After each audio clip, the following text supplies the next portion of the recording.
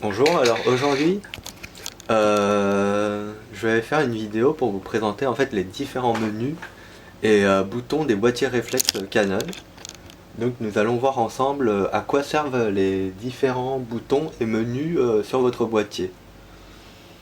Alors, pour commencer, je vais utiliser aujourd'hui deux boîtiers, donc un boîtier 450D.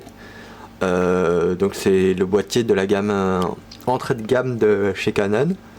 Le boîtier Expert 60D qui n'a pas plu à tout le monde, donc je pense que ça sera quand même assez exhaustif. Donc nous allons commencer avec le 450D. C'est un boîtier simple, donc c'est pas le test du boîtier, donc je vais vous présenter donc les menus comme prévu. Donc qu'est-ce que vous avez? Donc vous avez ce bouton qui est ici, hop, qui vous permet en fait de choisir le collimateur que vous voulez utiliser. Donc quand vous allez appuyer à l'intérieur du viseur et également sur l'écran, vous allez pouvoir choisir en fait le collimateur que vous voulez choisir. Donc en utilisant soit la molette en haut ici, hop, hop, hop, hop, hop, ou soit en utilisant les flèches directionnelles. Donc vous pouvez choisir celui qui vous convient le mieux ou utiliser le mode auto, donc tous les collimateurs, donc c'est le boîtier qui va choisir. Ensuite vous avez ce bouton, une petite étoile qui correspond à la mesure de la lumière. Donc à chaque fois que vous allez appuyer dessus, le boîtier va en fait mesurer la lumière tout simplement. Et je crois qu'il peut déterminer en fait grâce à ça quel est le type aussi de lumière que vous allez que vous avez dans votre environnement ambiant. Donc par exemple si c'est du halogène, du fluo compact ou de la lampe LED. Je vais montrer en même temps celui du 60D, ça serait pas une mauvaise idée. Pour pas que ça soit redondant. Donc pour le 60D, il existe le même bouton, donc qui se trouve au même endroit, ici, hop, donc ici,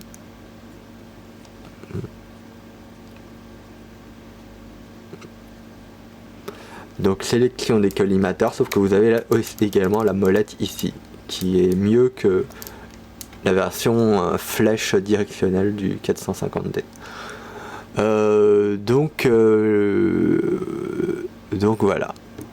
Pareil, mesure de la lumière. Quand vous appuyez, il y aura une petite étoile qui va vous indiquer en fait qu'il a gardé en mémoire la mesure de la lumière.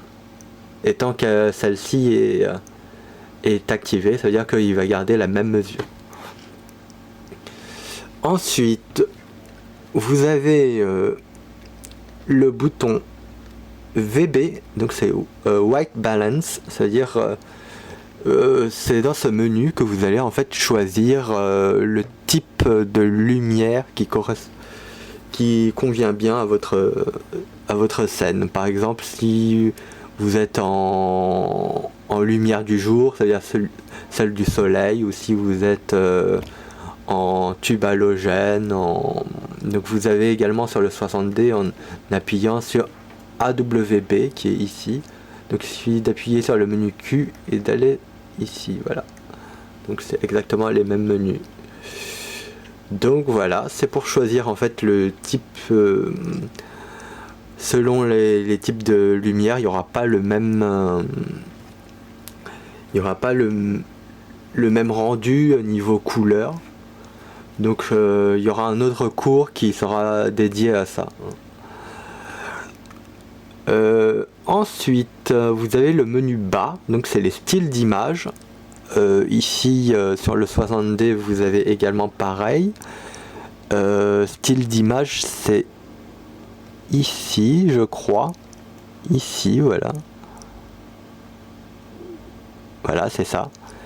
Et ça va en fait vous permettre de choisir tout simplement le type de couleur en fait il y aura des réglages comme le contraste, la saturation, la luminosité et la netteté de l'image. Et vous avez les petits 1, 2, 3 qui sont des paramètres que vous pouvez définir vous-même. Donc vous pouvez définir jusqu'à 3 styles personnalisés. Donc j'en parlerai plus en détail dans une autre vidéo également. Donc là c'est vraiment un survol des boutons pour pas faire une vidéo de 4 heures non plus. Ensuite vous avez le menu AF, donc c'est le menu qu'on a déjà vu dans une autre vidéo qui va vous permettre de choisir le mode autofocus, donc One Shot, AI Servo ou AI Focus. Donc sur les boîtiers experts type 60D ou 7D ou même 5D, vous avez justement les boutons raccourcis qui sont plus pratiques. Donc vous avez juste à appuyer par exemple sur AF et vous pouvez contrôler ici. Hop. On voit pas trop parce que hop, directement si vous voulez basculer de One Shot AI Servo. Vous avez également le contrôle sur l'écran de toute façon. Voilà. Donc voilà. Ensuite, je crois que sur le 550D que j'avais avant, vous avez un bouton ici. Et sur le 60D c'est ici qui vous permet en fait de passer en mode live view. Donc hop, on va retirer le cache. Donc vous allez pouvoir passer en mode écran en fait. Et ainsi viser avec l'écran en fait, donc en live view. Sur le 450D il est caché, mais je pense que rares sont les personnes qui ont encore un ancien 450D. Dans les nouveaux 700D, 650D et 550D, vous avez normalement un petit bouton raccourci directement pour passer en mode live view. Ensuite vous avez le bouton poubelle qui est ici. Quand vous êtes en mode là il n'y a pas de carte, donc quand vous êtes en mode visualisation des photos, vous pouvez en fait appuyer sur corbeille pour supprimer une photo, comme ceci en fait, hop, et là vous pouvez effacer directement la photo sans passer par le PC. Donc voilà, donc le bouton corbeille. Le bouton lecture, tout simplement pour lire vos photos. Bon, là il n'y a pas de carte. Et là, vous avez l'ensemble de vos photos, tout simplement. Voilà.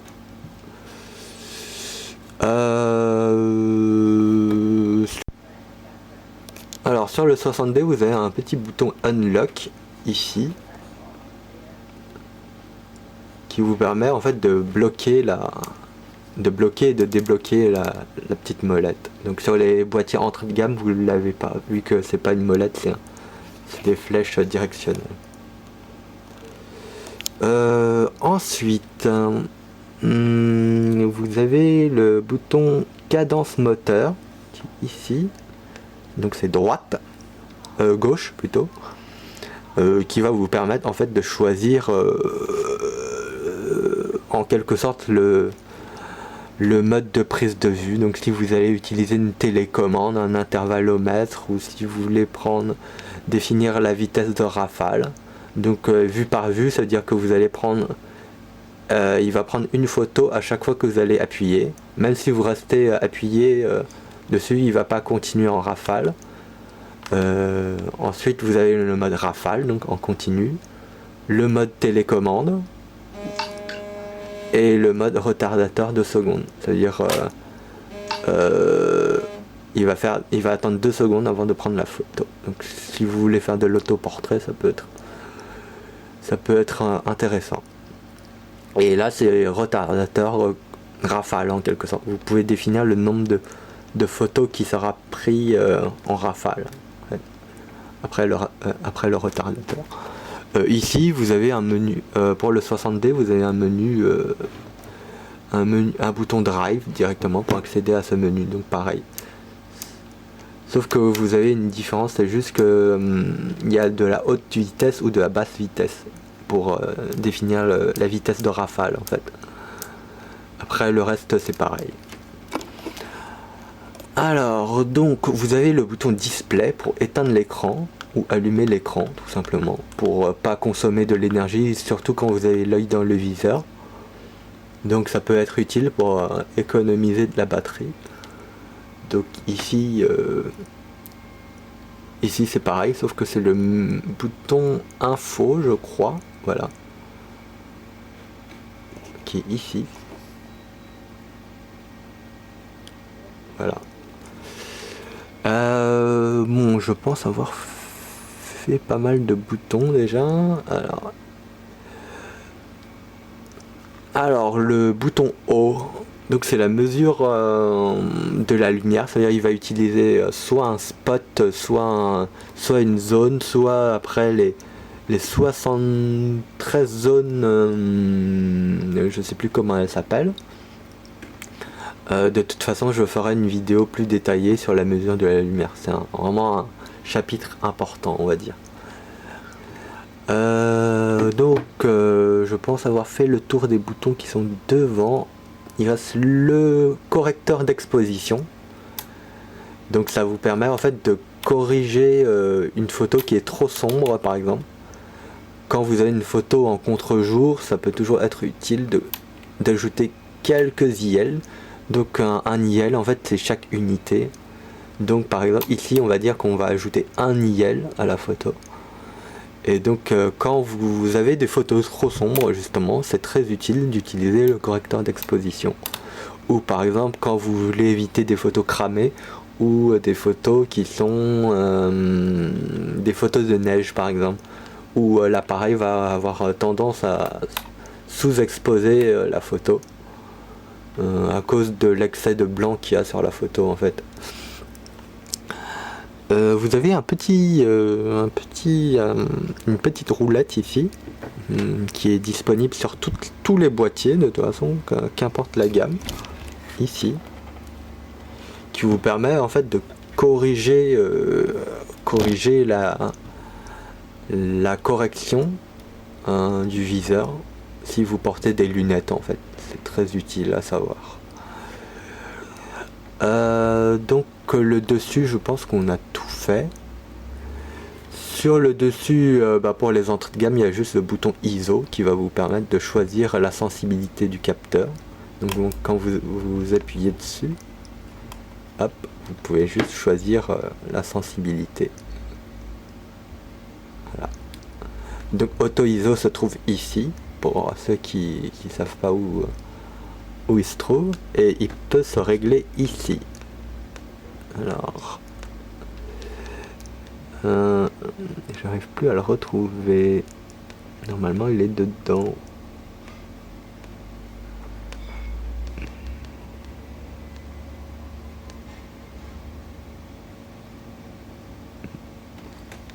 Bon, je vais le montrer sur le 60D, ça sera plus facile. Il est ici, tout simplement. Voilà, pour définir l'auto ISO maximum. Donc voilà. Sur le dessus du 60D, comme j'avais dit tout à l'heure, il y a plusieurs boutons raccourcis très utiles. Donc AF pour choisir le mode d'autofocus, AI Servo, AI Focus et One Shot. Drive pour choisir la rafale ou le mode télécommande. ISO pour choisir la sensibilité. On voit pas trop bien. Hop. Ah, c'est à cause du polarisant en fait. Donc voilà, hop, vous pouvez changer directement comme ça. On va faire la mise au point. Hop.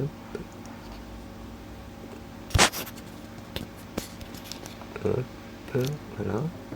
Drive pour choisir la rafale, télécommande, retardateur. Sensibilité, donc pour choisir la sensibilité du capteur, et A c'est auto ISO. Le mode de lumière, spot, pondéré, tout ça, voilà, mesure centrale. Donc, voilà.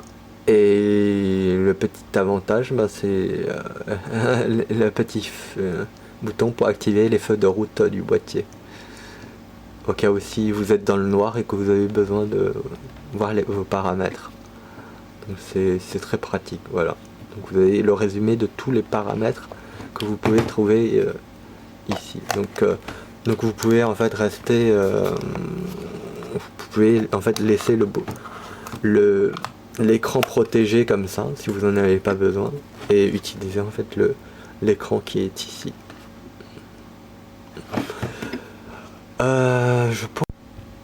Alors pour finir, nous allons parler de l'avant du boîtier. Il n'y a pas beaucoup de boutons devant, donc vous avez juste ce bouton là qui vous permet en fait de déclencher, qui vous permet de sortir le flash. Donc en mode P par exemple, quand vous avez appuyé sur ce bouton, le boîtier va pouvoir utiliser le flash quand il en aura besoin. En mode vert, c'est-à-dire tout automatique, il sortira tout seul dès qu'il y aura un manque de lumière à compenser. Donc le bouton du flash, ici vous avez la petite lumière jaune qui permet aussi en fait d'atténuer l'effet yeux rouges normalement. Vous avez un petit bouton à gauche ou à droite sur les boîtiers entrée de gamme ici, qui va en fait vous permettre de fermer le diaphragme. Ça veut dire ce bouton s'appelle le testeur de profondeur de champ et il va en fait simuler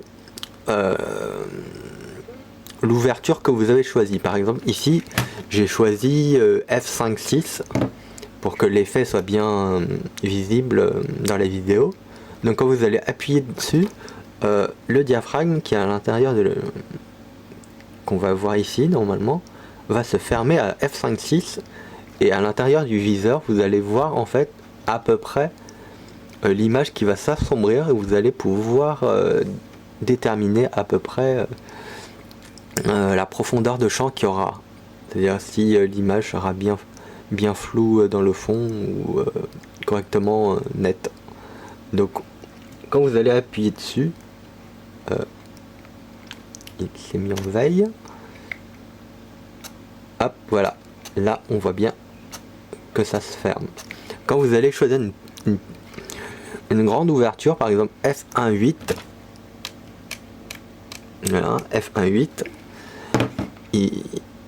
on va pas beaucoup voir parce que le diaphragme sera très ouvert.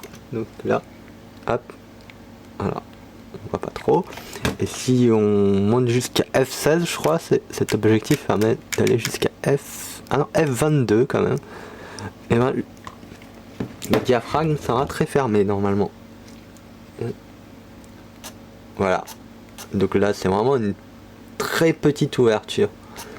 Donc quand on va ouvrir, hop.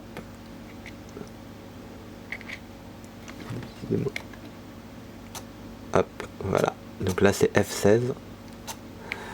Donc voilà. Donc voici les deux boutons. Et vous avez un petit bouton ici qui vous permet en fait de changer votre objectif. Hop, comme ça. Tout simplement.